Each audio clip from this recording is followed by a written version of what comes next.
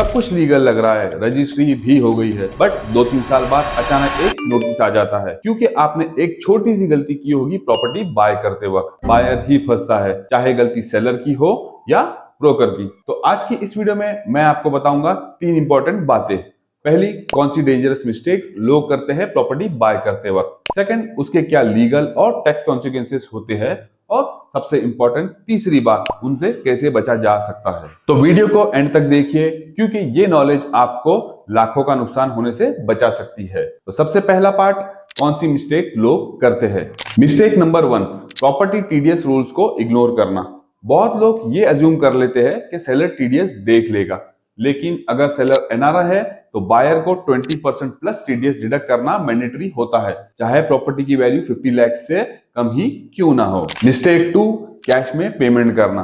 Sir थोड़ा सा cash देना पड़ेगा, ये लाइन प्रॉपर्टी डील में सबसे डेंजरस होती है। तो कैश ट्रांजैक्शंस को भूलकर भी ना करें क्योंकि सेक्शन 269 एसएस और सेक्शन 269 एसटी क्लियरली बोलता है 20,000 से ज्यादा कैश पेमेंट इलीगल हो सकता है। और प्रॉपर्टी ट्रांजैक्शंस में तो और भी स्ट्रिक्ट रूल होते हैं। तो लीगल वैल्यू की पेमेंट 20,000 से ज्यादा कैश में नहीं करना है आपको। मिस्टेक नंबर 3, पैन और आधार के कंप्लायंस को इग्नोर करना।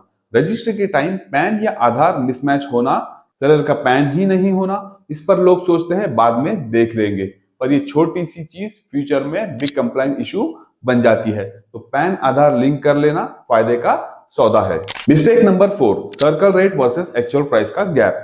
अगर आपने property stamp duty value circle rate से कम प्राइस पे बाय दिखाया है तो इनकम टैक्स डिपार्टमेंट मान के चलता है कि आपको एक्स्ट्रा इनकम हुई है। तो हमेशा प्रॉपर्टी बाय करते समय ये गैप ना आने दे। Mistake number 5, schedule asset liability में प्रॉपर्टी डिक्लेयर ना करना। अगर आपकी टोटल इनकम 50 लाख से ज्यादा है और आपने आईटीआर फाइल करते टाइम प्रॉपर्टी को शेड्यूल एसेट लायबिलिटी में रिपोर्ट नहीं किया तो ये नॉन डिस्क्लोजर माना जाता है। इसके लिए आपको इनकम टैक्स डिपार्टमेंट नोटिस के जरिए इंफॉर्मेशन मांग सकता है। Mistake number 6, home loan deductions गलत क्लेम करना। इंटरेस्ट और प्रिंसिपल के डिडक्शंस बिना प्रॉपर पोजीशन के या रॉन्ग ईयर में क्लेम करना, ये भी एक कॉमन मिस्टेक है जो अक्सर लोग कर जाते हैं। Mistake number 7, title check and title insurance ignore करना। लोग सिर्फ रजिस्ट्री देखते हैं लेकिन clear title, past litigation, title insurance के बारे में नहीं सोचते हैं। तो प्रॉपर्टी बाय करते वक्त इन सारी चीजों को जरूर चेक कर लीजिए। अब हम देखेंगे कि इन गलतियों से आपको क्या क्या कॉन्सिक्वेंसेस हो सकते हैं। Consequences number 1, income tax notice. सबसे पहला रिजल्ट होता है income tax notice. IT department आपको आईटी नोटिस के जरिए source of funds, TDS, cash transaction सब पूछती है। Consequences number 2, heavy penalties. Cash violation पर 100% तक पेनल्टी लग सकती है।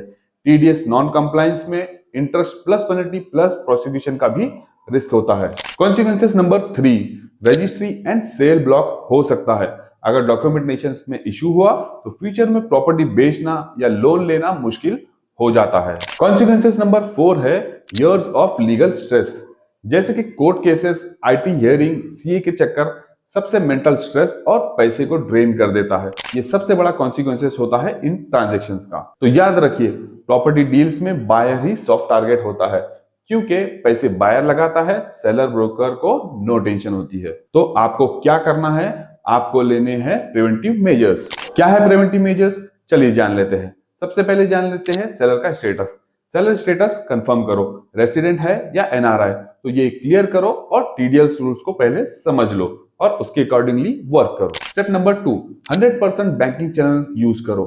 No cash, RTGS, cheque, proper trial of transactions रखो क्योंकि ये फ्यूचर में आपको बिगेस्ट डिफेंस होता है इनकम टैक्स डिपार्टमेंट के नोटिस के against. Step number 3, pan, Aadhaar and documentation को क्रॉस वेरीफाई करो। बायर और सेलर्स दोनों के डॉक्यूमेंट्स एग्रीमेंट से पहले वेरीफाई होने चाहिए। कहीं कोई बोगस डॉक्यूमेंट्स तो नहीं लगा रहा है, ये जरूर चेक कर लीजिए। Step number 4, circle rate analysis करो।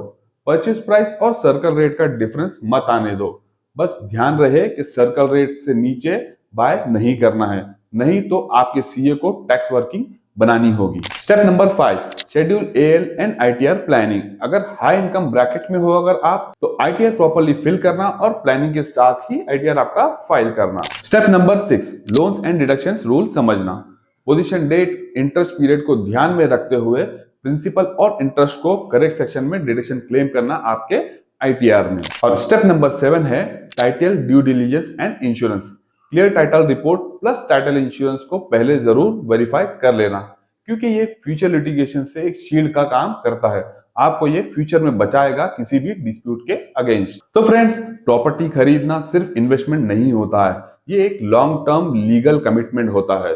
क्योंकि स्मार्ट बायर्स नोटिस आने के बाद प्लानिंग नहीं करते हैं, साइन करने से पहले प्लानिंग करते हैं। इसलिए याद रखिए, ड्यू डिलिजेंस जरूरी है, टैक्स पहले प्लान करो, एक्सपर्ट एडवाइस को एक्सपेंस नहीं प्रोटेक्शन समझो। तो फ्रेंड्स, ये था एक इंफॉर्मेटिव वीडियोस प्रॉपर्टी के बाय करने के ऊपर आपको क्या क्या चीजों के ऊपर नजर रखनी चाहिए।